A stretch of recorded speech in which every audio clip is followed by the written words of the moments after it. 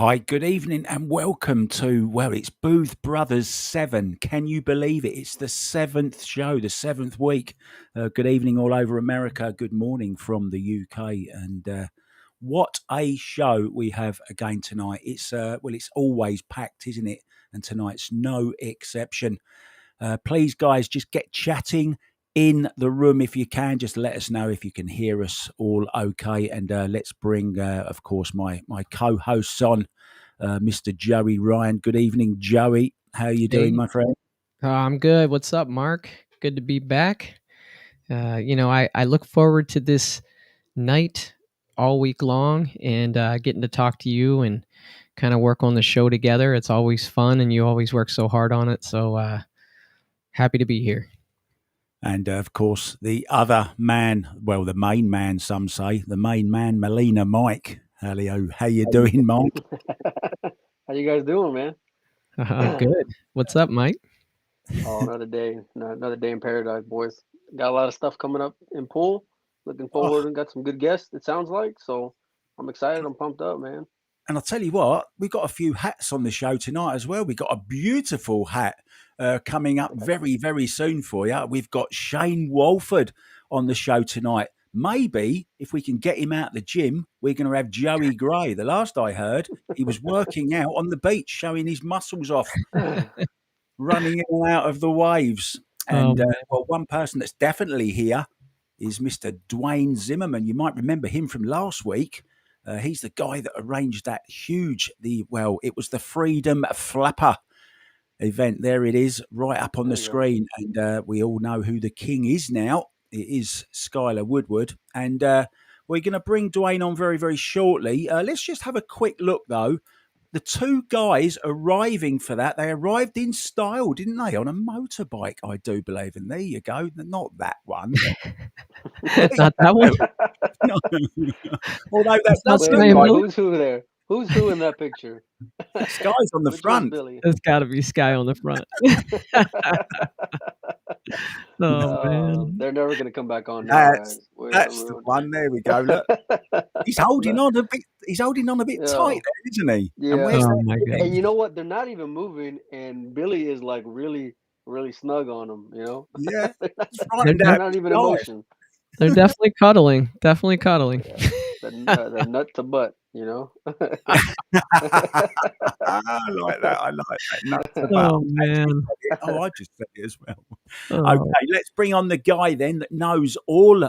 He knows all the background on it. He's got a few little nuggets of information that happen behind the scenes that you might not have seen on the stream. So let's bring once again and look at that for a hat. Hey, Dwayne, how you doing, Mr. Zimmerman? Hey, what's up there, Booth Brothers? How are you guys tonight? Love that hat, buddy. Loving that hat. Loving the hat. I nearly called you Mr. Dwayne Zimmer frame. Do you know what a Zimmer frame is? It's one of them metal things. It's one of them metal things that old people walk with. It's called a Zimmer frame, and I almost slipped up and called you that. So sorry about that, Dwayne. So come on, just tell us all about the event then, how it went down. Oh, it went way better than expected. I'm going to tell you, Mark, I was so loving this match. These guys put on such an exhibition match. I couldn't ask for two better pool players to come to Newmanstown and put on a show like they did. So for those of us that weren't able to go and check it out, what was the final score? Who ended up winning? Your Freedom Flapper King is Skylar Woodward, and he ended up beating Billy Thorpe 60-55. That's pretty strong. Well, didn't Sky have the Freedom Flapper first? So that's only fitting, right? Wasn't he the first one with the mullet? Yeah. He actually. So they started this in Las Vegas. This was like a little over a year ago. I know Skylar's told me the story about it, and he said to Billy, hey, wouldn't that be great if we had mullets for the Moscone? And that's pretty much where it started. That's awesome. Well, Dwayne, I'm going to take a bet that there was a Michelob Ultra involved when this idea came up. I'm just going to take a stab at it. Yeah, probably. Hey, Dwayne, you have a buddy, John Stupak, that's in on the chat here. And it looks like Eddie Brock says, I got Sky's jersey and the belt from the match. So how did that come to be? So I actually had 2 jerseys for each player for each day. And then what we did is we auctioned the worn jerseys off. And Eddie was one of the ones that had won the auction for the jersey. And as far as the belt, Skylar took off to Tallahassee, and he didn't want to take it to the airport. So Eddie's just holding it for him, and he's going to be mailing it to Skylar. That's awesome. So is this going to be like a yearly event, or was this just a one-time thing, or what? Honestly, I don't think it's going to be a one-time thing because from what I'm hearing, Billy wants a rematch. So if anybody can bring it together, I think we can have that rematch. Hey, Dwayne, I know we talked a little bit about this last week, but just for the folks that missed it, tell us a little bit about your LBS championship pool. Oh, I would love to. So LBS championship pool it started off as a local championship series match thing. I started giving out belts as like your prize, and we also play for cash. And every month we have a contenders match, and then that contender plays for the championship match then every month. So every month that champion is playing the next opponent. So they only play like once a month, and I stream the match. And these guys are playing for like $500 like every month, and it's just really cool. And like I said to you last week, I do a lot of junior events. I'm really really in to helping all the juniors as much as I can. I try to help out I have 2 sponsored players. I help out Dylan Walt. I'm looking to help out Dylan as well, and there's a few others. That's awesome. Yeah. Hey, Mark, welcome back, man. Yeah, sorry.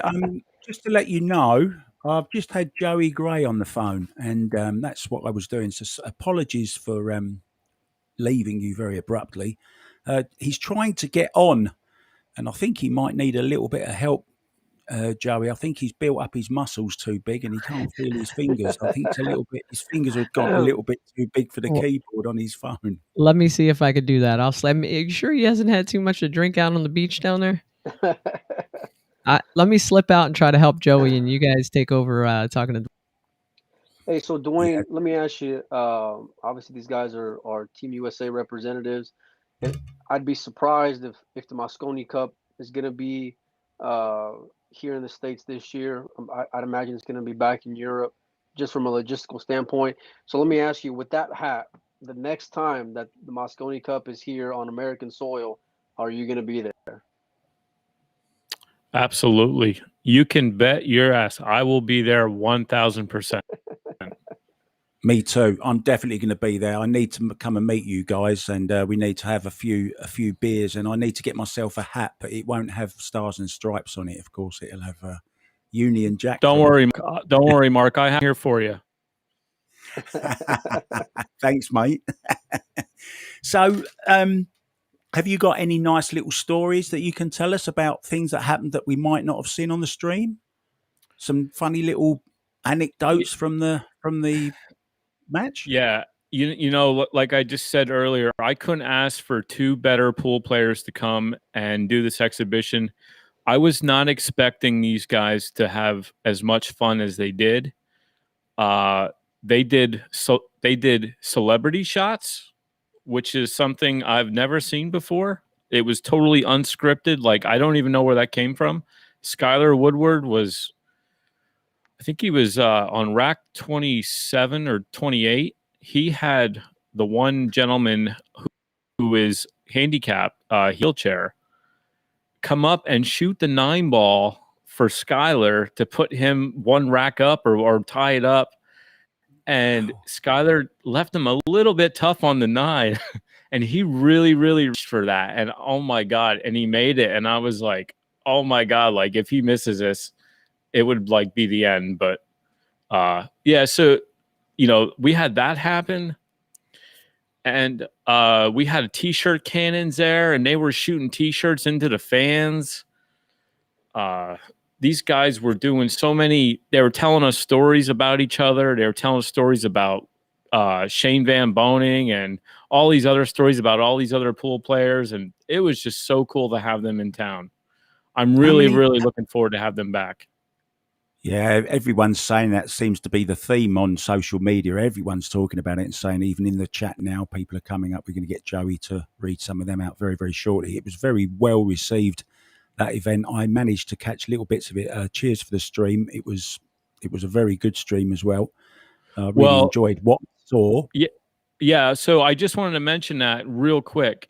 So, I mean, I can't take full responsibility for the stream. I had my buddy help me, Christopher Zook, and he runs Z-Hob Productions. And me and him got together for this event, and he did a wonderful job on the stream. I couldn't ask for a better stream. I really couldn't. And were there a lot of people actually inside the venue? What sort of numbers did you attract in the venue? And also, have you got any figures on the social media, on the actual stream as well? Always interesting to. Yeah. So showed up in person. We had right around 100 people. There was a high 90s, about 100 people showed up. And on the stream, we pushed about 168, 170 pay-per-views. Excellent. Yeah, I mean, yeah, exactly. Yeah. Joey, exactly. You hit the nail right on the head there, Mike. Yeah. So it's been a tough 2020, obviously, Dwayne, and we were kind of scratching and clawing for pool action all throughout the country. And what does this mean to this, town in Pennsylvania that these guys came out there? I mean, tell me about like what people were saying and just the reaction. Well, there were some people that came who honestly at first didn't even realize who these guys were. And I'm like blown away. I'm like, how can you not know? And then like, like I had like the actual magazine of Skylar like on the front page, and they're like, that's him? And I was like, yeah, this is Team USA. Like, and those people ended up falling in love, and they were actually won the auction. That cover right there. Yeah. Excellent cover photo. And they ended up purchasing the raffled off jersey, and they just fell in love with it. And I'm so glad that that they got into it, and they're just love them being here. And especially that photo of them sitting on that motorbike. That was a night I'll never forget. I'm going to tell you that. So come on, tell us the story behind that. What is there a story behind it? There is. Come on, Dwayne was in fear that these guys would not make the World Cup pool. Let's just say that. Oh, really? So yeah. So that is called the Barn, and it's like a private location. They have 4 pool tables, and they had that moped inside, and that's the only thing Skylar and Billy wanted to do was take a photo on that scooter. So of course the owner said, "Hey man, we'll take it outside. We'll take the photo, and that'll be that." Well, Skylar gets on this thing, fires it up. We take some photos. He hits the kickstand and takes off. And before you know it, these guys are driving around. It's in Stevens. They don't even know where they're at. They take off for like 5 minutes, and I'm thinking to myself, this has to be like the worst ever. Like, oh God, I hope they come back. Yeah. Oh yeah. I'm surprised. And their moms watch this show, Dwayne. So I was hoping you didn't reveal too much there that would upset them, because they were actually on last week. You know that. Oh man. Well, and what's funny was when they came back, then Billy got on the front and they switched, and Billy's like totally like into like motorsports, and he's like, like motocross and all that stuff. So he's like really good at that stuff. He had that thing like doing wheelies. Like he was just gone with that thing with Skylar on the back, by the way. He's right at home, that's for sure. You know, their mums are going to ground them now after all you've just said. Good. They're grounded. They're grounded. We are trying to get Joey Gray on, by the way. Definitely, that's definitely something that I wanted to present to these guys, to feel at home. You know what I mean? Like I wanted to feel like family. That I just want them guys to be talking and saying, "Hey, this guy's got something going on out there. You should, hey, come on out." You know what I mean? I wanted, these guys. They tried a pierogi. They've never even had a pierogi in their entire life. They didn't even know what a pierogi was. I don't know what a pierogi is. Tell us. So a pierogi is basically just a dough pocket, and inside you put like mashed potatoes and cheese or whatever, like onion. You could like just, fill the side of this dough pocket. And I said to Skylar, like, do you want pierogies? And he's like, what's a pierogi? Sounds like a beer to me, like Peroni. Hey, Dwayne, you said something that I think struck a chord with me, because I've been saying this for a long time. The biggest problem I think that we have with really promoting our game, our sport, is the fact that you could walk into a pool hall or a bar, and there could be APA League or BCA League or one of these leagues, and there might be 100 people in there, and they don't know who Sky Woodward and Billy Thorpe and some of the top players in our country are. And so I think that's a big problem, right? We have to figure out a way to get the casual league player. I mean, casual basketball players all know LeBron James, Chris Paul, all the stars of basketball. Same way with soccer, Christian Pulisic, and all the stars the U.S. have playing in Europe. They know those people. But if you go to pool, tell me that the average APA 4 can pick out Justin Bergman in a lineup. They can't, No. And we have to figure out a way to do that. And I think you've kind of struck gold here a little bit. We had Chad Shoulders on from Havoc Productions. He did a very similar thing, had an exhibition match with Roberto and Sky. He did a Scotch triples match. Who does that? But just a way to get the players interacting with the casual pool players. So was that your goal going in, or did it just kind of happen that way? That was like one, I think you definitely nailed it there. That was definitely my goal. Exactly. Like I wanted people to know who these guys are. And, and a lot of people didn't even realize that I had the actual Moscone table from 2019 when Team USA won, by the way. Yeah, Mark, how you like them apples? Sorry, my earphones are broken. What? I missed that. Anyway, and people didn't even realize like what the Moscone Cup was, and I was able to introduce these players, and I think I definitely created a lot more fans for the game of pool. That's great, man. With the lack of mainstream attention that the game doesn't go and get, it's important for these guys to go and have personalities. It's a responsibility of the players to embrace that and take that role on. And you couldn't have asked for two better ambassadors, because Sky and Billy definitely do not lack personality whatsoever. They're super humble when they're around people and respectful. Whenever there's fans around, I've seen it firsthand on multiple occasions. They're online a lot. They interact with their fans. All of these steps is going to help the game grow and on the larger scale of things. Maybe they don't realize it, but it is super important to getting the game where it needs to be at. And at the end of the day, they got to have personalities, and these boys definitely do not like that. So that's awesome to go and see. Yeah, and Dwayne, a lot of the folks that I guess were in attendance are here and kind of chatting it up with us, which is kind of cool. Eddie Brock and some others. Mandy, is Mandy related to you? Mandy is my wife. Yes. Awesome. She loves pierogies, by the way.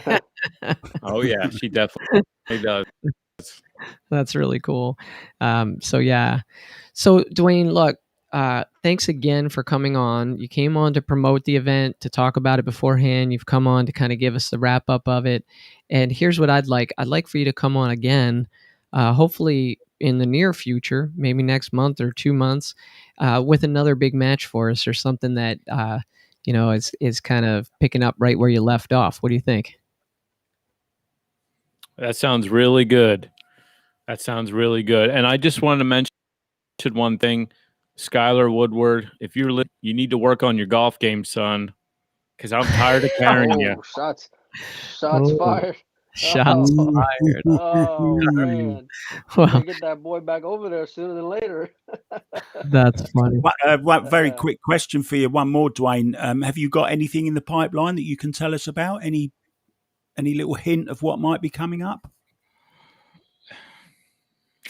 I would really, really love to tell you. I mean, I could tell you a little bit. So I do have a cash league that I've been forming. I've been putting together. I've been working on that. It's like a weekly league, and it's going to be like the highest paying out league in our area, probably in all of Pennsylvania. I'm also working on a few other pros.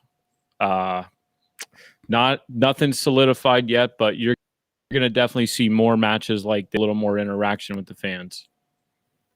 Excellent. Sounds Keep up great. the great work, man. Congratulations. We appreciate it.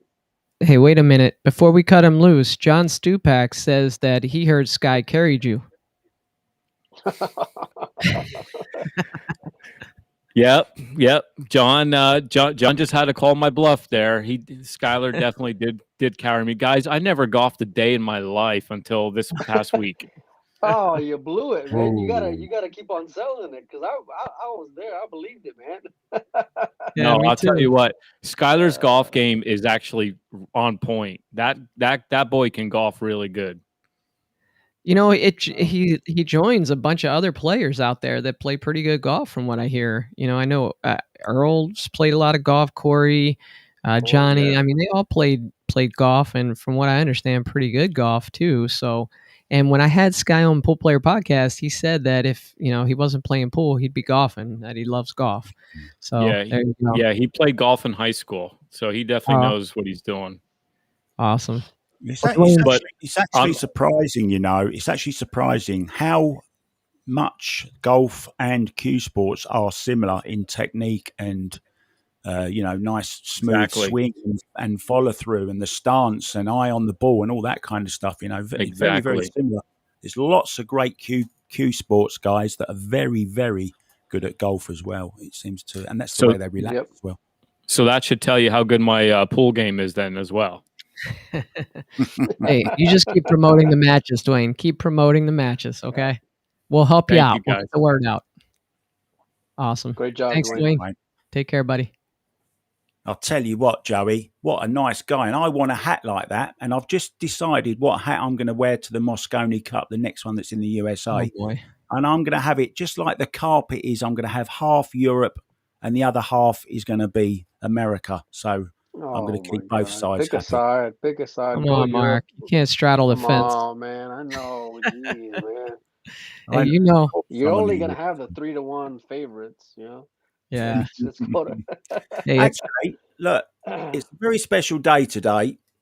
Are you ready for this, Joey? Are we ready for this? Me? Yeah. Yeah, I'm ready. You ready? I think, we love a sing song on this show. Last week there was a little bit of a sing song, which has been remixed actually, and I've worked on another one for this week. And if Joey Gray comes along, I've got a nice little one for him as well. I've written a little something, but this is specially for Mr. Molina Mike. Oh my God! Here we go. Come on, happy birthday to you. Happy birthday to you. Happy birthday to Molina Mike. Happy birthday to you. Thank you, boys. Thank you. 35. Spent a great dinner with my family right before I hopped on, and it was a great day. So I appreciate it. How old are you, Mike? just turned 35. So and I Whoa. feel like I'm 25 at times, and I feel like I'm 45 at times. So I don't know. Go figure. I'm All the right, old that man. music's too loud. I got to take it off. But Yeah. I'm the old man of the threesome at the moment, and just want to mention one other birthday. I'm sure you've heard of Elijah Alvarez, otherwise known as Wonder Boy from the Philippines, yeah. of course, 16 years old. Well, today is his father's birthday, Avi Alvarez, and so I just want to say happy birthday to Avi Alvarez also, and keep Absolutely. your son in trim and keep him doing what he's doing because he's going to be a huge star one day. hey, can we take a second and talk about him real quick? Because I've heard his name. I've seen some highlights of it. How good does he play? He plays. I mean, he's beaten the ghost. He's very, very, very good. He's fearless. But I think Against the that the Ghost. test is going to come when he actually gets on the table playing against another player. That's when it's going to show. He's a I potter. think that's one of like the big debates, and you can have that right now on polls because there has been so many virtual events and so many things online and people going and playing the Ghost. Listen, there ain't nothing like the kid's a monster without a doubt, but Yeah. there's nothing like the heat of having your opponent sit right there and fire back at you, and being able to maintain those pressures. Um, but yeah, I there's a lot of guys from the Philippines that can come over and do some damage. He's definitely one of them. It just seems like they just keep producing like Europe does. I'd be super excited to see him go and come over. And Filipino players, they got a lot of heart, man. And they don't have any fear. So I'd be super excited to go and see him play on the world stage, and he's gonna have a place, that's for sure. Yeah, I think there are plans afoot to bring him or to take him over to America as soon Yeah. as he's sort of ready. I think that is the next big step for him. It will be very interesting. I want to see his safety game. Can he kick? I know he can pot. He just pots everything, and I mean everything. Very rarely misses. But as you say, Mike, very rightly, Mark, on stuff like that, is there like a standard when it comes to like obviously they're playing on 9-footers, but is there a standard when it comes to pocket size? Or yeah, like is it just yeah. They mustn't take two balls before they play on any on any stream, any challenge. They must show their pocket size on camera and to show two balls don't go in. That's basically it. To be honest, two balls okay? cannot pass into the. It's kind of like this, Mike. It's kind of like this right here. That's it. I was thinking that Mike, you might even be able to make a ball in these I'd pockets. be a I don't know. monster. I was gonna say, yeah, I might be able to run out on that one. You never know. Oh man, Yeah, that's 30 foot long. That table, that's 30 by 15 foot. What do jeez. you Check reckon to that that? out. That's pretty cool. It looks a bit square, actually, doesn't it? I'm not sure it is 30 by 15. It's certainly 30 foot. I don't know how wide it actually is. It looks a little bit I square might to need me. some bigger pockets though. I don't know. It's funny because I'm sure, being a pool player, I'm sure that for me, I would, be okay at that game where it's kind of a mixture of bowling and pool. But the game where it's on the computer or on your phone or whatever, and you got to point the cue. One day I caught my son playing that game and I'm like, oh, I'm just going to dominate this. I got tortured every single time. It's like I couldn't even come close to winning. And I don't know what's going on. So I'm going to stick to the real pool. So Just, speaking of, just, just yeah, had another thought, actually, Joey. Before we come off that table, that big table, I've just had an idea. You know, the Weber Cup that you play with the 10-pin bowling, yeah. Matchroom also cover that. Oh, what about this for an idea? We have the 10-pin bowlers playing pool, and we have the pool players playing 10-pin bowling, and we do a little Moscone Cup like that. So they're playing in the wrong sports. What about that? Well, I tell you, there's pool players. There's a lot of pool players out there that also can bowl. I've heard that over the years. In fact, there's a guy, he was a pretty good amateur player in Florida, Kelly Lake, who now is like really flirting with the pro bowling tour, I believe. I used to play in pool and, he gave me a tough match. And now I see him out there going to these professional bowling events and stuff. So there is some overlap there. Nick DeLeon, who lives out in Arizona, is a pretty good bowler from what I My understand. boy. So yeah, there's some overlap there. So yeah, maybe you got to pick Well, the right ones. We just Whenever you're mentioned ready, Joey. Sorry, Whenever you're ready. sorry, Mike. We just mentioned Matchroom there, and just to let you know, next week our special guest will be Emily Fraser from Matchroom, and she'll be talking all about the World Cup of Pool. And it's 99% sure as well we're going to have John Lehman on, Mr. Wingball Man himself. Not just a pool referee, of course, he's an actor. So we're going to have him in and be asking him some. You want to talk about some pressure, being the questions. referee of every like major pool event. I mean, you're gonna get you're in a lose-lose situation. I'm real excited to go and have both them on and ask them some questions and get their perspective on a lot of things. So that's a great job, Mark, on getting those guys on for next week. Yeah, well, you know what swung it? My rap. I told you, everyone was laughing at me. They're not laughing now, are they? They're not laughing now. And No. I can't believe, Well, I cannot believe you put guys us on the map, pal. I can't believe you haven't played my rap, my new one. I went to the recording studio, had it done. There's people screaming for it in the chat, and still you won't play it. Next week, Mark, we'll get it on here. Next week. We'll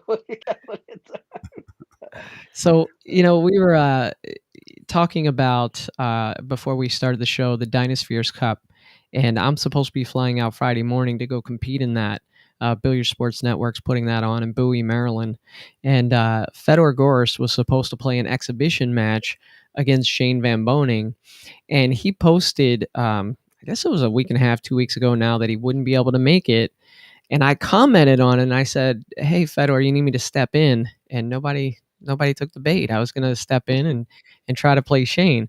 Well, funny enough, there was another guy who stepped in and said, "I want to play Shane."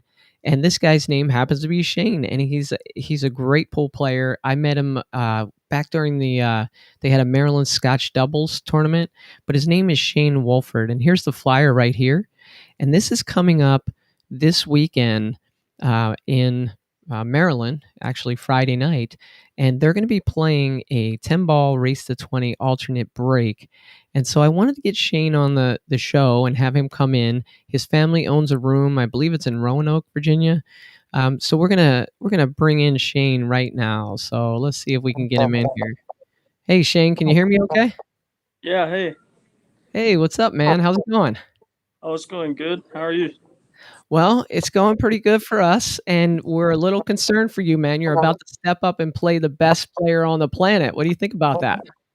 Yeah, I'm very excited to have this opportunity. Hopefully, it'll be a lot of good exposure for me, and I just need to break well. You think good exposure?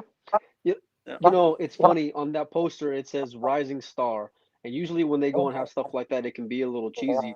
But I think that's pretty fitting, Shane. I watch a lot of pool, and on the American scene, there's no one who that. Oh, I mean, there's a few guys, but you're definitely in that conversation of guys whose stock is rising. And I tell you, having an opportunity like this could be pretty big. So is it something that you're excited for, that you're looking forward to? Yeah, I think if I put a good performance out, I'll have a lot more people know my name, and that'll help with everything. That's a lot of this career. People have to know Sure. you and you have to be exposed. Yeah, No, so you do a good job, man, posting Shane, online. And oh, sorry, Mike, go ahead. No, go ahead. Oh, I was gonna ask, I'm kind of curious about the room out there. Can you tell us a little about your family's room out there and just let people know about it, so if they happen to be coming through the area, they could stop in? Yeah, we have a 8,000 square feet pool room, and we have 20 tables, 10 big tables, 10 bar tables, all diamonds. We have a bar and full kitchen. Uh, and Dad sells a lot of cues, as you can see behind me. JB cases, he sells those, and yep. And you got the hustling gear on from Tony. Tell us about. They've been in your corner for a while now, huh? Yeah. So my first big tournament, I was 11 years old. I went to the Super Billiards Expo. That's where I met Tony, and he hooked me up. And ever since, he's been a sponsor. So shout out to him. If y'all are looking for some good billiard apparel, hit him up. Nice. Do you have other sponsors, Shane? Yeah, Peach Hour Custom Cues. they've sponsored me also since my first tournament at the Super Bears Expo. I played in the 12 and under, and I ended up winning the tournament. I didn't really know what to expect, but the way that I got sponsored by them, my dad was trying to talk business with them, and they had their jump cue out with a little table, and so you could jump balls with it. And so I was jumping, and the guy that was supposed to be talking to Dad was just paying attention to me jump these balls over on the little table. And they told me to come back after the tournament and let them know how I did.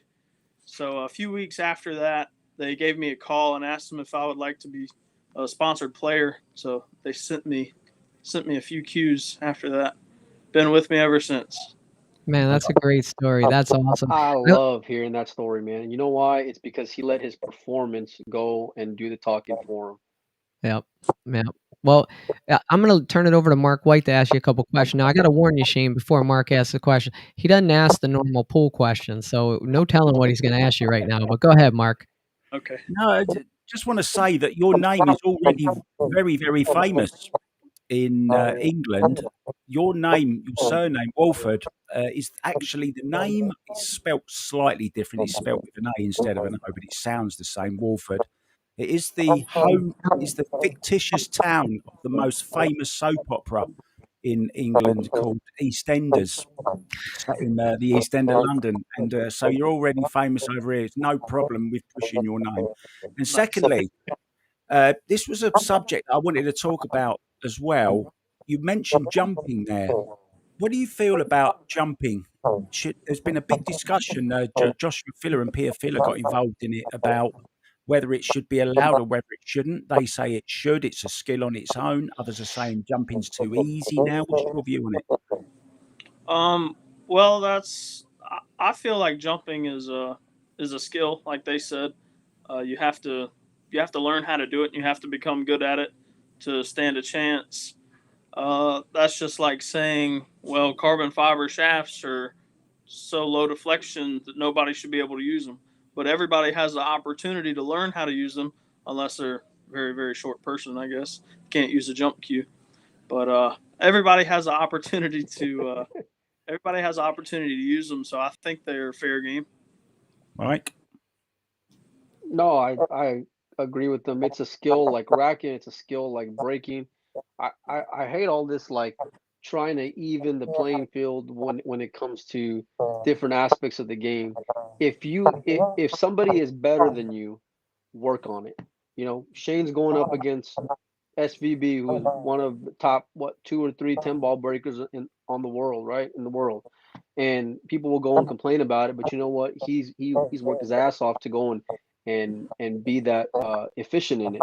So, and especially if you're a pro, debate altogether. You know, there's guys who are great at jumping, there's guys who are terrible at jumping, but you know what? If you're bad at something, work harder, because there's a bunch of other guys behind you who are working twice as hard for sure.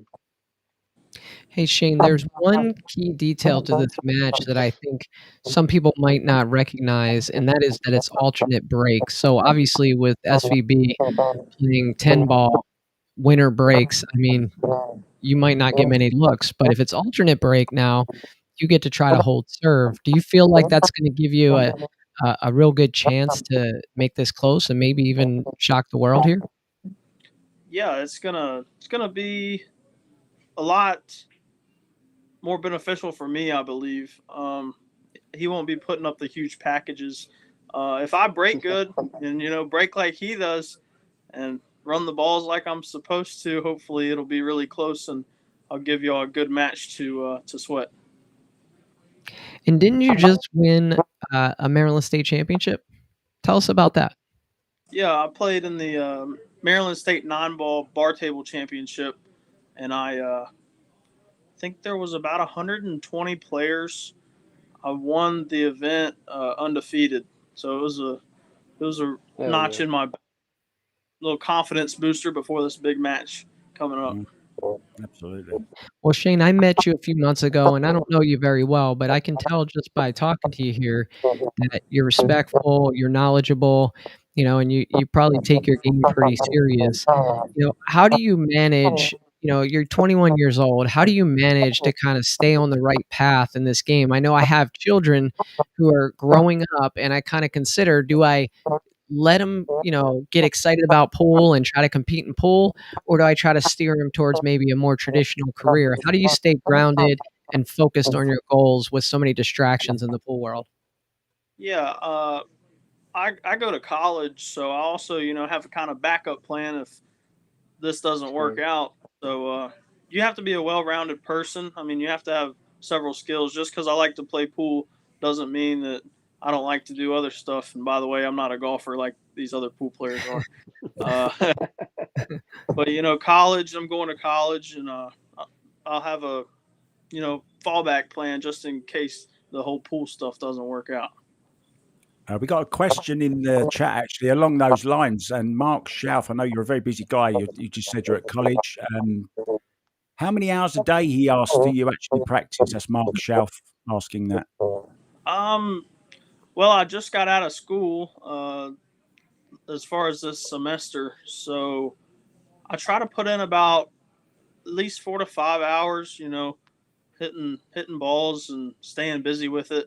Watching videos and stuff, trying to learn, pick up tips and techniques from the big dogs. Yeah, go on. I was just going to say, who's your favorite big dog? Who's your favorite player to watch? That's a good question. We like to keep you on your toes here, Shane. We're going to just throw stuff at you. No preparation. Yeah, I really enjoy watching Fedor Gorst play because he's so robotic with everything that he does. Me and Fedor played in the Atlantic Challenge Cup against one another. Didn't go our way, but it was real good talking to him. He's a nice guy, very young, and it's very inspirational to see somebody that young doing so well. So I enjoy watching him do his thing. Yeah, I honestly think if you want to learn anything, get some tips from anyone, Fedor Gorst is the man to do it. You mentioned he's mechanical. He is mechanical. But the difference between Fedor Gorst and a lot of other mechanical players are he's a smooth machine. He's so smooth and lovely. He's not like all stiff and that. He's very, very fluid, beautiful cue action. If you want to improve, please watch that guy. He's the number one in the world for me, without a doubt. So you brought up Fedor. Mark is very familiar with a lot of the European players. We talked about the next Mosconi Cup. Mark's going to straddle the fence and wear a European hat on one side and a U.S. hat. Mike and I, we're all red, white, and blue, brother. So, no, I bet on Europe. What's the matter with you? So I want to know. Yeah, well, your money's on Europe, but you're. But Shane, let's talk about really kind of I think the pinnacle really for U.S. pool is getting on that Mosconi Cup team. Is that something that you have in your sights? And tell us what kind of preparations you're making to try to get there. Yeah, I would. I'd love to become part of the team one day. Hopefully, within the next few years. For me, I think attending more tournaments, going to different places, is going to be the way that I kind of blossom. And there's an easier way. There's an easier way, Shane. Grow a mullet, mate. You'll be straight on the team. You hit the nail on the head, though. There's steps and there's progression. We've seen that evolution with guys like Chris and guys like Tyler, and you got to go and kind of wait your turn, make the best of the opportunities that you're given. And this is, I mean, it's an exhibition, but this is kind of one of those steps. This match with Shane, it's a big opportunity. I'm not trying to go and put pressure on you by any means, but it is something where the pool world will be watching. And let's say if you go and make a statement, So Right. I'm curious, did you go and campaign for it, or was this something that was offered to you after Fedor pulled out? Well, I noticed that my name was brought up in a live feed by Jake Lawson, and once that happened, I was like, sure, I'll give it a swing. So we messaged each other, and he said, I'll get back to you. He's like, I got a few players in mind, and then he let me know. He's like, you know what, I really like the idea. You're young and upcoming, And I was like, I appreciate it. This will be a huge step in my pool career. Yeah, I like the idea too. And it wasn't that long ago for me. I was living in the DC area. You probably don't know this about me, Shane, but I was living in the DC area and I actually lived about a half mile from Keith McCready. And I still remember the US Open where, his Jenny was giving updates about Keith's matches and they're like, there's this young kid from South Dakota who just showed up on the scene and Keith played him. And I want to say Keith beat him Hill or was real close the first year. And it was like his name's Shane Van Boning, right? And so fast, I guess that was 15 or so years ago. I don't even know. But like now that could be you, right? This could be your opportunity to kind of step on that stage. Are you ready for this? Are you ready to step on the stage and get out there and show people what you're all about?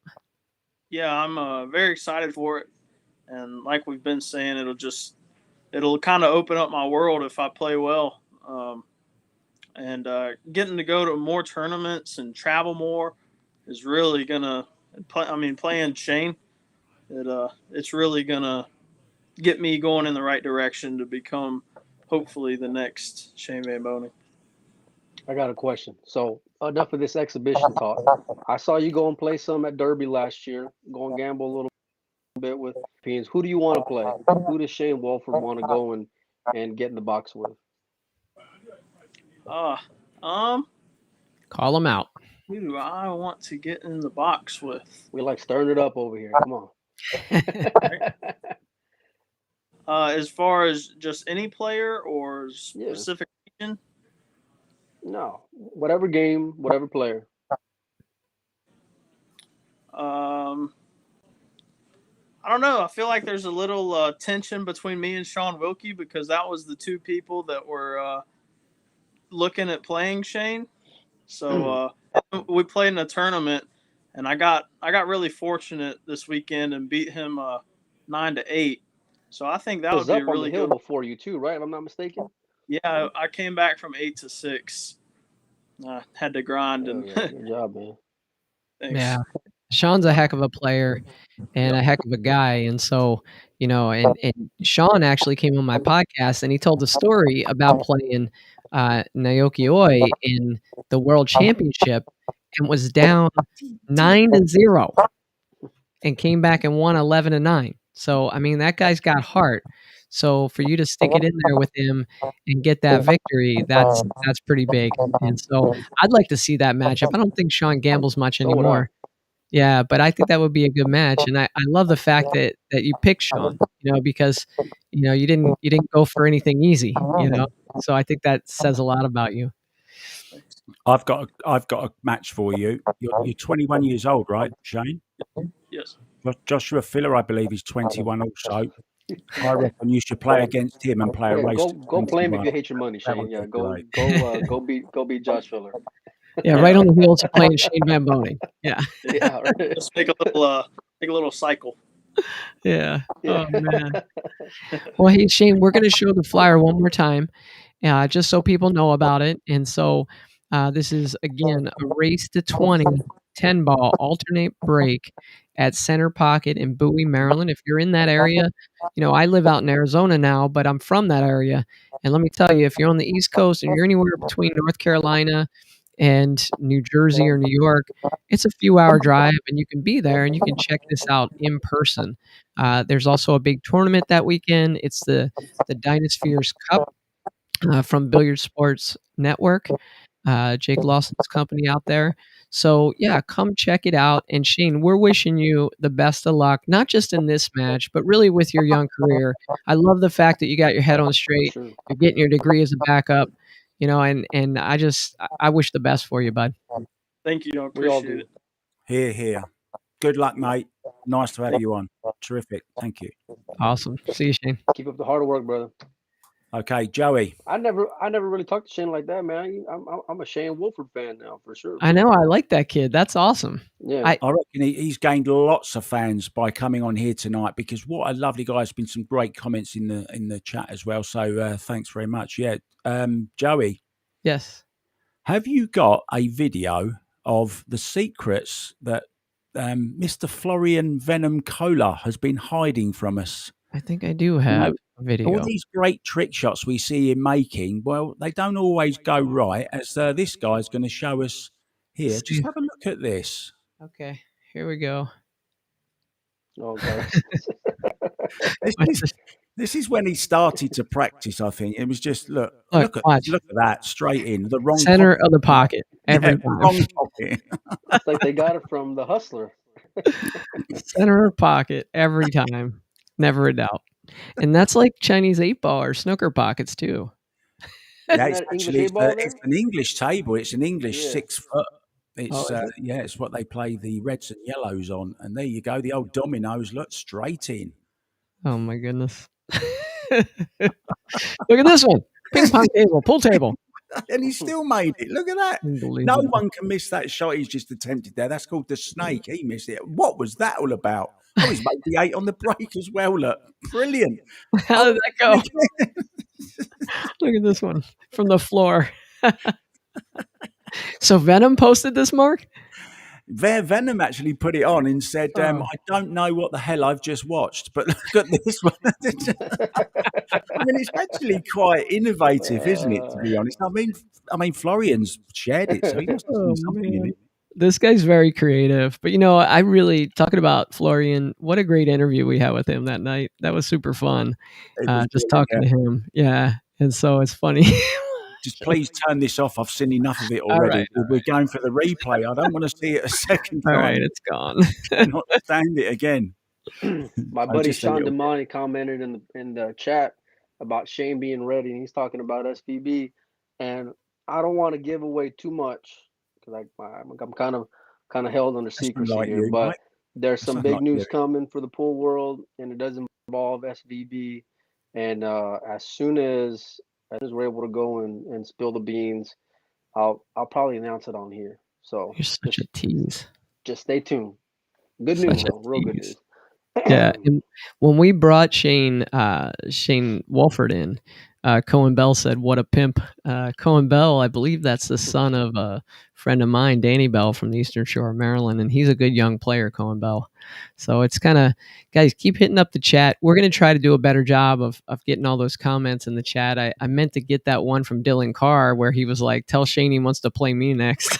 So he's got, I don't know if he wants that action or no, but that's kind of funny. But I tell you what, let's just take a break real quick and talk about the Board Lock Picker Lock of the Week. We have a sponsor, Board Lock Picker, helps out with some of the technology costs here.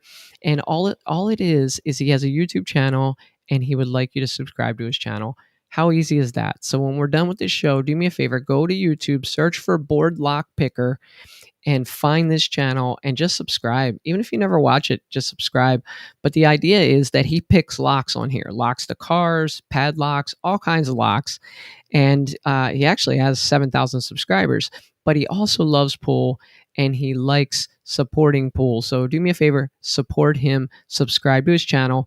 And now we're going to go to the Board Lock Picker Lock of the Week. And I'll start us off, boys. I always catch you guys by surprise on this one. You're always like, every week. I gotta have a lock.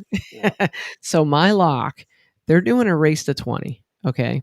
And Shane Wolford is a great young player, but I don't think anybody kind of really gives him a chance to win the match. And I'm not going to pick that he's going to win the match, but I am going to pick, watch this, he's going to get the 14 games at least. Okay. Good line. I'm going to write it down. 14 games. So that way next week, the last time I made a pick, it was spot on. You remember? It was you can have a friendly wager if you want. You keep reminding us of it. Yeah, we're never going to forget it. Of course we're going to remember it. You never stop going on about it. 14 Sky Dennis match. Yeah. 14's a push? You want to bet that, Mike? 14's a push. Yeah, we'll do something friendly. Like next time I see you, the loser buys dinner. All right, let's do it. Let's do it. We got action. So wait, I got 14 and above, or I got above 14. You got below 14, and 14's a push. 15's a win, 14's a push, 13's a win for me. So see that? There you go. There we go for dinner. All right, what's your pick? Who's got a pick? You know me. You know what I love to. I love to stay on the fence. I've already got me half and half hat on. And I love to sit on the fence. So I'm going to say the winner is going to be called Shane. Jeez, going out on a limb here. I love Shane in this match. Way to gamble there, pal. Shane is a beast. Shane's going to win this match. What do you got, Mike? You got something for us? Well, there's a big tournament coming up, I think starting on Thursday out in Tallahassee. It's like mini derby style. There at Zingali's. You're going to have 9-ball. They're going to have one pocket. I think they're going to have banks, if I'm not mistaken. Those are going to be the 3 disciplines. It's a really, really, really stacked field. Bunch of top players, so not just here in the States, but all over. I know you guys also have that Dynasphere Cup. So there's going to be a lot of pull to go and watch. But let me think. If I'm going to go out on a limb, because I don't want to be cheesy and pick Dennis to win the one pocket. Because you pick Dennis every time. Yeah. Well, it's a smart play. It's a smart play. You love your money. I'm going to pick Tony to be in the finals. That's what I'm going to go and pick. Tony Chohan? Yep, Tony Chohan. I'm going to pick T-Rex to get in the finals. And there's a lot of great players. Compton's in the field, Joey Gray, of course, Dennis, Roberto Gomez, a couple other Filipinos. So it's a real stacked field of elite talent. And for those that don't know, Tony plays really strong rotation. In my opinion, I think he's one of the best like one pocket players that plays really great rotation too. So I'm looking forward to seeing all the action this weekend. It's going to be great. Yeah, and it's kind of unfortunate that the Dynaspheres Cup is at the same time as that big tournament in Tallahassee. But 2 great venues, Zingali's. I used to go to the old Zingali's in Tallahassee. Great place, great ownership, father-son team, I believe. Take great care of the equipment. And so now they have a new Zingali's, and so that's going to be an awesome event. And if I wasn't snapping off that Dynaspheres event in Maryland, I would be down there at the Tallahassee event. So give them hell, buddy. It's on bar tables. So I should have made my lock of the week that I'm going to have one significant upset in that match or in that tournament. I have a question. We can bet Joey. that too. I got a question for you. Yeah, you were talking about tournaments that you're playing in. You played in one at the weekend. How did it go? Mark, I already told you it went terrible. Why would you ask me that on live? No, there's a real good player. Look, there's a real good player out here in Tucson. His name's Ruben Silva. I actually knew him from Colorado, and he just had a bad match, and everything rolled my way, and I cruised right past him. And then I play another guy from Tucson, Ronnie Kidd, and this is a younger guy, plays real strong. Ronnie and I played one year in Vegas, and he beat me in the BCA tournament, and so I wanted to beat him so bad. And this is something for pool players out there. I'm curious to hear you guys in the chat, see what you think about this. If I really want to beat a player bad, then I'll either play great or I'll play terrible. It's very rare that I play in between. It's almost like there's something with my emotions. Like if I really want to beat that guy, I'll either play great or I'll play terrible. I played terrible. Ronnie played great. Ronnie beat me, and he went on to win the whole tournament. It was a single elimination, 16-player chance. It was a qualifier for a $1,000 entry tournament. So that just didn't work out. And Mark, thanks so much for asking me that on the live show. Joey, how many more times do you need telling? You never play the player. You always play the table and the layout of the balls. Never play the player. Write it down. Sounds good, but I'm a human being. And I have emotions, and my wife tells me I'm too emotional. But when I see a guy that's beaten me before and I want to get that sucker, sometimes it doesn't work out. And sometimes it does. Sometimes I just come out there and I play great, but that wasn't the time, and I did not play well. But taking nothing away from Ronnie, he picked up the pieces every time I made a mistake, and he played well, and he's a very good player. Over 700 Fargo or right around. He'll probably be over 700 Fargo now winning that tournament because he beat me. I was like a 697. He beat Tim Daniels, who's like a 698. So, and Ronnie was like a 699. So that's that older gentleman, right? Who plays really good bar table weight ball. Who, Tim Daniel? Yeah, he's actually from Florida, but now he's a big tournament director out here in Arizona. And yeah, he tortured me in bar table 8 ball. He broke the second ball on the side in bar table 8-ball 13 out of 14 games against me. It's crazy. Strong. So Want to say a big hi to Jessica Westbrook, who's just come in the chat. Always follows all the games around. I just want to mention something very quickly, guys. I know time's running out. I think Joey Gray has. I think he's gone for a sauna or a massage or something after his big work. no, I was trying to get him in here, Mark, and he was just having some problems getting connected, and I couldn't troubleshoot it, because we were trying to do the show. So it was just unfortunate we couldn't get him in, but I told him, hey, we'll try to get him in next week or the following week. Great thing about Joey, he's always willing to jump We need to in. get those Oklahoma boys on. The same thing happened to Chip last time. So Yeah, we got I to do know. something. Well, the funny thing is when he couldn't get in, because I know he's with Chip in Florida right now, getting ready for that tournament. And I said, hey, just steal Chip's phone and try it with his. And then I was just kidding. And then he comes back and he's like, his wouldn't work either. So he did try that. So I don't know. Skylar's been on before. Maybe we can get Skylar to get him in, So So just want to mention very quickly, resumes tomorrow. Nate Mindham, of course, on the Cue It Up network is it's the qualifiers have been done for the Battle of the Sexes. Women are playing 9-ball, the guys are playing 10-ball. Flying the flag still for the women. You've got the great Kelly Fisher, Dame Kelly Fisher. Of course, you've got Margaret Fefilova. And also, watch out for this girl, Ina Kaplan, a German, and another German lady still in, Pia Filler, played absolutely brilliant, topped her group in the qualifiers. And there's players like Tyler Steyer in it also, Fortunsky. There's some great talent in there. Yo, how great would it be if Tyler and Margaret play each other, huh? Oh, Tyler is laying down if he knows what's good for him. If they're in the finals together, Tyler is losing. Trust me, or he's going to the doghouse. Yeah, if he knows what's good for him, he's losing. Yeah, for sure, without a doubt. So, Mark, I'm wondering about that event because I've just been busy, and I know Nate does a great job with that. He puts it on live, and I've tuned in for like a couple seconds here and there, but I've just been really busy over the last couple of weeks. How is it playing out with the 9-ball versus the 10-ball? I mean, I think that's a huge advantage. It's almost like you've staggered it too far. Are the women kind of standing up in that? Is that making a huge difference? It is, because the break obviously is easier at 9-ball. There is the 3-point rule in force for it as well. But the girls have just played outstanding, and the guys, it's their break that's been letting them down on the 10-ball. Everyone says the guys have got the better 10-ball break, but miss it. If you don't pot a ball on the break here, you don't score a point. That's it, and you wait. And I think it was a round robin before.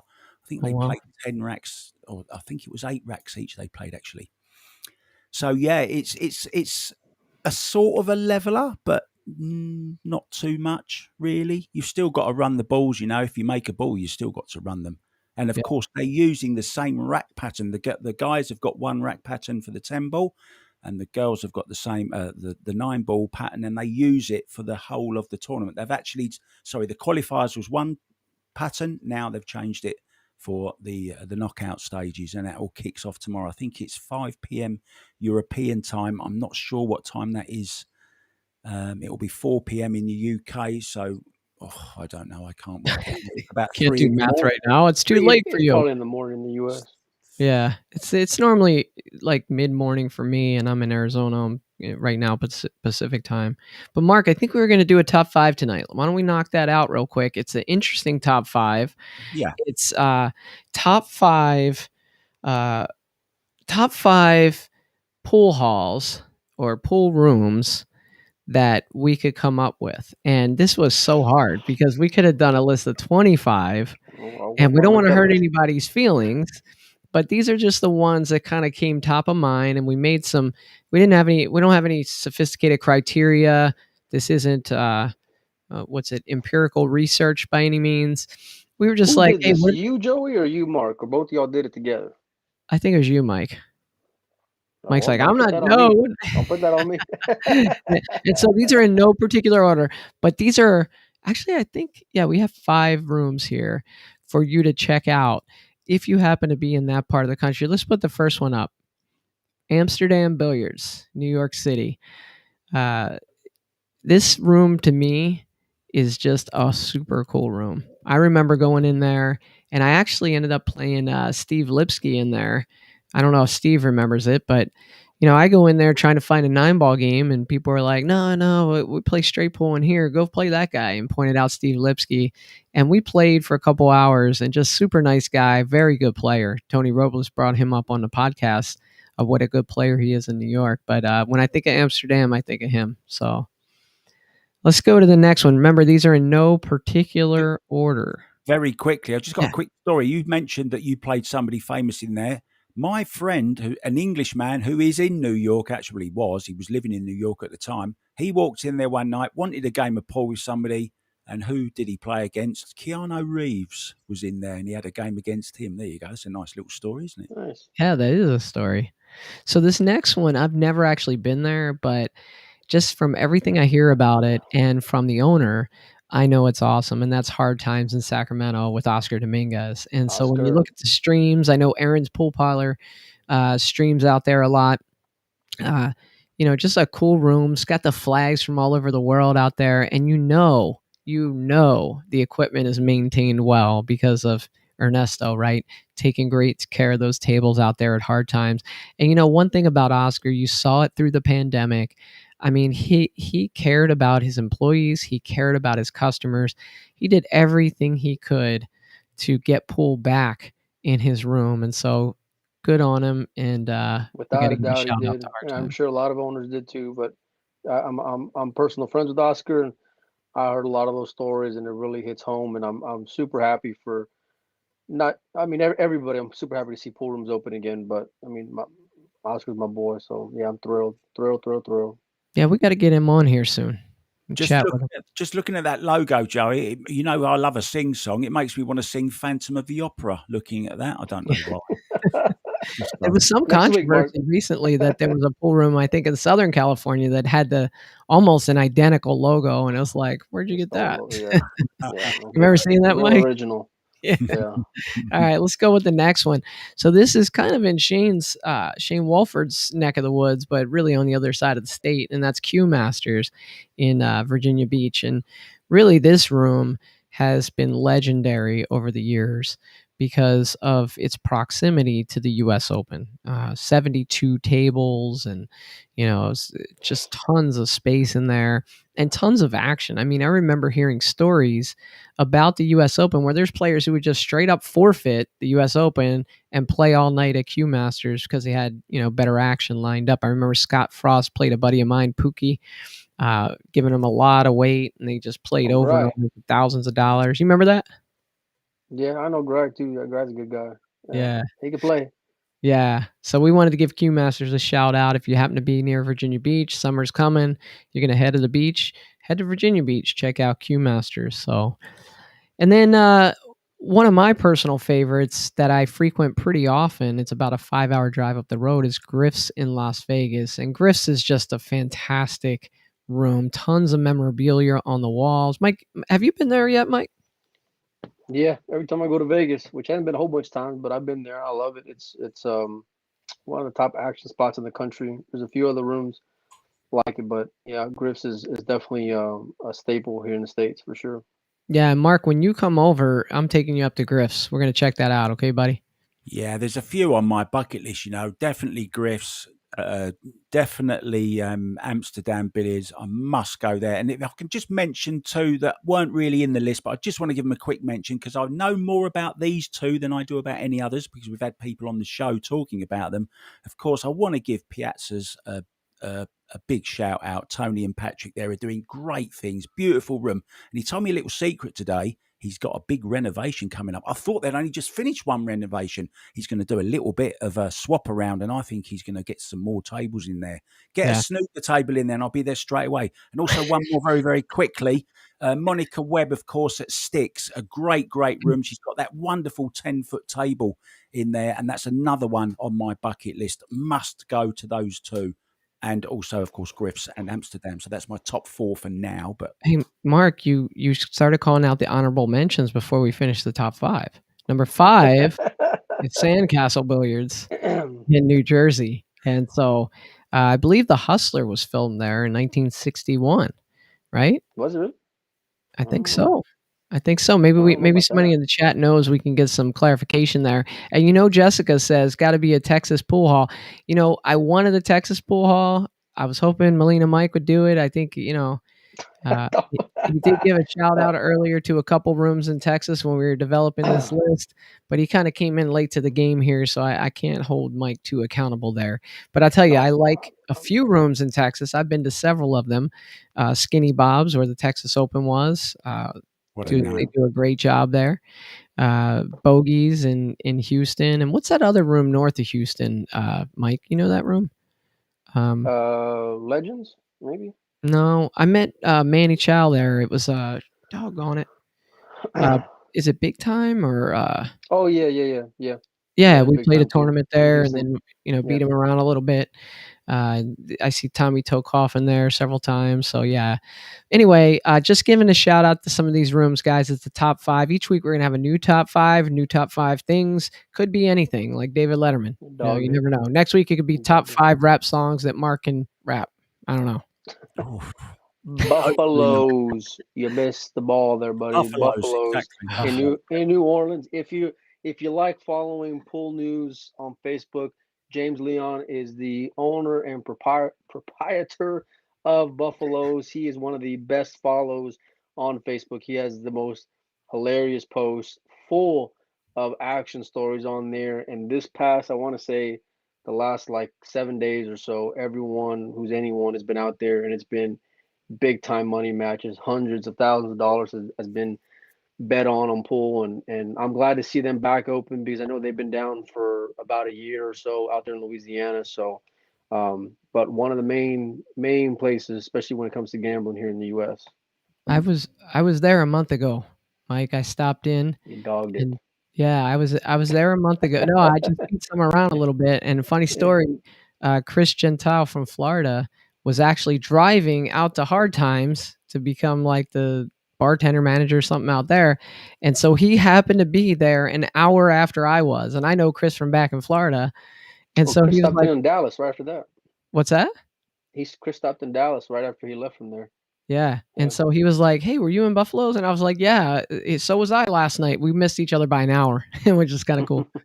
So, all right. So, Mark, are you going to save your little poem until next week, or do you Yeah, want to? I'm not going to do it now. We're still getting people asking for this rap. I'm going to send it to you, Jessica. Don't worry, because they're too mean to play it here. I think they're a little bit jealous, actually, that I'm a rock star and they're not. Yeah, I think so. Mark, you posed the question. Maybe we'll end it with this tonight. You posed the question to Shane about jumping the ball and should it be banned. And you mentioned the fillers kind of having that post about it. Do you want to bat that around a little bit with us? Yeah, I mean, look, he said something else very interesting as well, and I must say, I'm a traditionalist. I hate carbon fiber with a vengeance. I think it should be banned. I think it's not cricket, as we say. It's not playing. It's not playing. Oh, talking of cricket, we'll end on that. I think Oh because no. just to give people nightmares Do I? Oh yeah, I before do they have go. that But image. no, just to go back Don't to the do it. jumping. Don't do it. Just to go back to the jumping. Oh, there it is. Look, there I am. If you don't know what cricket is, that's how we dress when we play cricket. Molina Oh Mike boy. covering his eyes up. Oh. May I say, there's a lot of padding down there. That's all I'm saying. There's a lot of padding. I think you might have missed the balls there, buddy. Oh man. Talking about the game, Actually, of course. Yeah. let me just say the This winner of this, and you'll be very pleased to hear this, Joey. It's from Europe this week. His nice. name is Mark Limbrick. He's from Birmingham, but he lives in Estonia, in the Dennis Grabe country. Okay. He lives there, and he sent in, and you guys are going to love this. We had a few in, and it was a little bit of a naughty one, this one, and obviously that has attracted a few comments that we can't possibly say on this show. It is a family show. There could be children watching. Yeah. If there are, can you just cover That their ship eyes done for a sailed, second? Mark. That ship is already gone, pal. And and the winner of it this week, Mark Limbrick, and he simply put a GIF up, and it was a picture of Homer Simpson. I think it was Homer Simpson or Donald Trump, one of the two, pouring bleach into their eyes. Oh yeah, I saw that.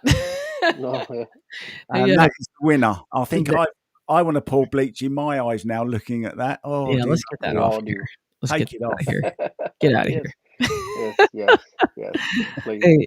Hey, before we get on to that, real quick, let me just show this. We had Jeannie Seaver on 2 weeks ago, and she's been doing tons of stuff for raising money for Jeanette Lee. And there's going to be an event at Strokers in, I believe that's Palm Harbor, Florida. Nice room there. Been there several times. It's May 8th and 9th. So they're doing tons of stuff to raise money for Jeanette. I saw a picture today with Charlie Williams and Jeanette Lee at a pool table. He got her out playing pool, which is really cool. And Charlie's a great guy. And so if you're in the area, go out and support this event. Even if you can't play in it, you got plans that day or whatever, just pop by and, drop a few bucks off, or, I'm sure they'll have some stuff for sale to raise money for Jeanette Lee. Just go ahead and do that. She's meant so much to this sport.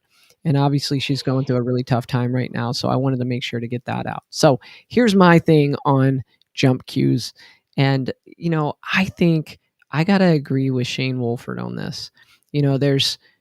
There's different tools, there's different equipment out there, and it's your job to take advantage of the tools that are out there and master it, right? Mm-hmm. Same way with look, Mark, we can go back and we can take, pool cues from 200 years ago.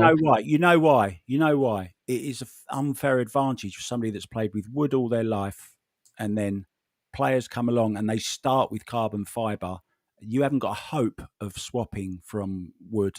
I know so many people that have tried to go from wood to carbon fiber and they go straight back to wood. Mark, it's sports. It's innovation. It's sports. It's in every single sport. Bingo.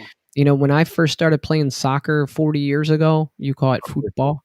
When I started playing football on the pitch, the balls were so heavy and nasty, you could barely get them up in the air. Now those things are light as a feather. The cleats, they weigh a third of what they used to weigh. I could run all day in my kids' cleats now, if they fit me, because they're so light and they're so comfortable. Every sport has innovation, and it's up to the players to adopt that innovation and learn how to master it. What's a cleat? What's a cleat? Oh, a boot. Oh my god. Boot. My god. Play football. We're gonna play football on pitch with a boot. Right? Is that what you call it? By the way, we were talking last week, I think it was on the show, and Mark was like, it's a good old fashioned chin wag. Did you hear that, Mike, when he said that? Well, I was watching soccer. I'm watching a football game this weekend over in the Premier League, and a player and a coach start, and the announcer's like, oh, it's a good old fashioned chin wag. So I was like, yeah, I learned something from Mark. So, that makes a change. Not many people learn anything from me. I can assure you of that. Yeah, but I'll close it on this, and this will be all from me. The jump cue exists. Learn how to use it. A rack exists. Learn how to rack the balls. A break cue exists. Learn how to break the balls. Okay. Carbon fiber, if you choose to use it, great. You look at a lot of one pocket players, they don't want to use carbon fiber. There's certain shots where they need that deflection to kind of spin the cue ball and get a certain reaction. They choose not to use carbon fiber. The rotation games, if you don't use it, then yeah, you might be at a disadvantage, but that's your choice, and so I think, I'm a guy who has 4 carbon fiber shafts, but and I haven't learned to use any. No I haven't bias, learned to right? use one of them. Okay, but Listen, I that's think what makes they're this gonna game get it. great. It's what makes this game Yes. great. It's a democracy. We've all got different opinions. It's great. Tips, cues, chalk, balls, tables, rails, cloth, anything it's great, and it keeps us talking, and everyone's got their favourites, and it's just lovely to talk about. So you mentioned Jeanette Lee earlier on, of course. I just want to give you a quick update. $238,000 it's up to Wow. already, the legacy fund. So congratulations everyone for giving to that, and I will also be commentating on that, actually, on that tournament coming up. Oh, the one we showed, this tournament right here. Yeah, I will be Oh, commentating sweet. on that. Nate Mindham's doing it for the QE Up Network. He's in charge of the stream. And I'm being asked to do Good that. job, And buddy. very, very privileged to be asked. Real quick on the jump cues. Learn how to play better safe then. All right. Get them on the ball. Don't just get them behind the ball. Learn how to play better safe. Why don't we do Yeah. that? Huh? Yeah, that's a very good point indeed, Yeah. Mike. And people are blowing up the chat right now. Okay, Mike Holmes says somebody asked Molina why his ass isn't at Buffalo sweating all the action. Man, it's my birthday week, and the wife wouldn't let me get out of town. What are you gonna do? Hey, I tell you what, George Teashea is in the chat, and you know what? He's a great commentator too. Mark I like White is George's a great commentary. commentator. George Teashea is a great commentator. I had him sure. come up and do that match with Scott Frost, that big one pocket match where they commentated it. Fabulous job. And he's saying nobody's making you play with carbon fiber. You're welcome to use wood, to each their own. And A lot of top Robert, players switch. yeah, Robert Visnick says Sky's number 3 in the U.S. wood shaft. You know, and what's this one? He also says put the top 50 in a tournament. 50% still have a low deflection wood shaft. And so, yeah, I mean, good point. I mean, I played with the Predator 314. It was pretty It is low. gimmicky though. I know a lot of companies are like, a lot of companies are telling guys you have to go and play with carbon fiber as a part of their deals. I ain't gonna go and name any names, but yeah, I mean, as a matter of fact, I know of a certain top American one pocket player who was gonna get a deal, but turned it down because of the fact that one of the stipulations was you have to go and play with carbon fiber. And ironically enough, he was already using one of their wood shafts. It was really? like, yeah, it was the Wow. craziest thing I've ever heard in my life. That's Yeah. weird. But the company was like saying you have to go and play with carbon fiber, and he turned it down. So J. Diddy Sword says can't use carbon playing banks, and you know we talked about that. Can't use it playing. Jason does good commentary too. Yeah, you know, if you're playing one pocket, I've seen so many players who they'll actually switch shafts and go back to a maple shaft, playing one pocket because just the way they need to finesse that cue ball and curl that cue ball, they need that deflection. You know, so good discussion. We'll have another good discussion, I'm sure, next week. So, Mark, you want to lead us out of here? Yeah, don't forget to join us next week. Hopefully, we will have Joey Gray join us. I hope he comes because he's a real fountain of knowledge. You know, he's got so much. He's doing so much for the kids, going around the country, coaching and stuff. Does lots of good things in pool, and he's a right nice guy as well. Can't wait to have a chat with him. Emily Fraser will be on talking about the World Cup of pool. And to answer your question on learning to rack and all that, we're going to have Mr. Wingman himself, Mr. John Lehman. Nice. So it's a busy show again next week. I think it's time I said goodbye and go and get my, I've got to drive home now. Oh, yeah, you drive home now. Well, Mark, always a Good luck, pleasure. Mark. Molina Mike, thanks so much. And folks out there, thanks for the comments. Thanks for the love. Do us a favor, share it, get it out there to people, and give us some feedback. Let us know who you want on the show and what you guys want to see.